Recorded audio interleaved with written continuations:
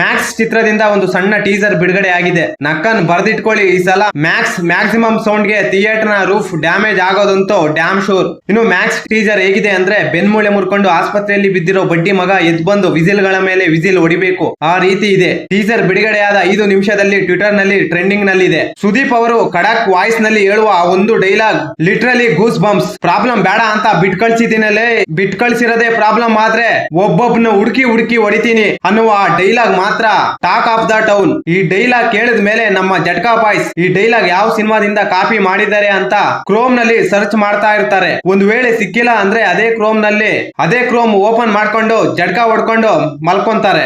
ಆ ರೀತಿ ಇದೆ ಗುರು ಡೈಲಾಗ್. 8 ಲಕ್ಷ ಎಣ್ಣೆ ಹೊಡ್ಕೊಂಡು ಡೈಲಾಗ್ ಹೇಳಿಲ್ಲ, 8 lakh high voltage mega power ನಲ್ಲಿ ಈ ಡೈಲಾಗ್ ಹೇಳಿದ್ದಾರೆ. ಒಂದೊಂದು ಫ್ರೇಮ್ ಸುದೀಪ್ ಅವರ ಕಟೌಟ್ ಗೆ ಫಿಟ್ ಆಗಿದೆ. ಅದೇ ಎನರ್ಜಿ, ಅದೇ ಪವರ್.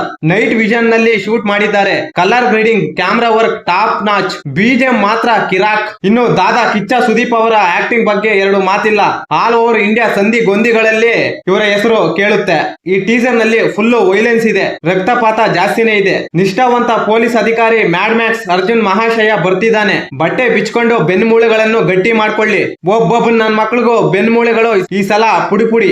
ಈ ಸಿನಿಮಾದಲ್ಲಿ ಸಾಕಷ್ಟು ಜನ ಕನ್ನಡದವರು ಆಕ್ಟಿಂಗ್ ಮಾಡಿದ್ದಾರೆ. ಇದು ಸಣ್ಣ ಜಲಕ್ ವಿಡಿಯೋ ಅಷ್ಟೇ, ಇನ್ನು ಫುಲ್ ಟ್ರೈಲರ್ ಬರೋದು ಬಾಕಿ ಇದೆ. ಒಂದು ಸಣ್ಣ ಕ್ಲಿಪ್ ಗೆ ಪೆನೈಲ್ ಕುಡಿದ ಬಡ್ಡಿ ಮಕ್ಕಳು ಇನ್ನು ಟ್ರೈಲರ್ ಬಂದ್ಮೇಲೆ ಪಾಲಿಡಾಲ್ ಕುಡಿತಾರೇನೋ ಗೊತ್ತಿಲ್ಲ.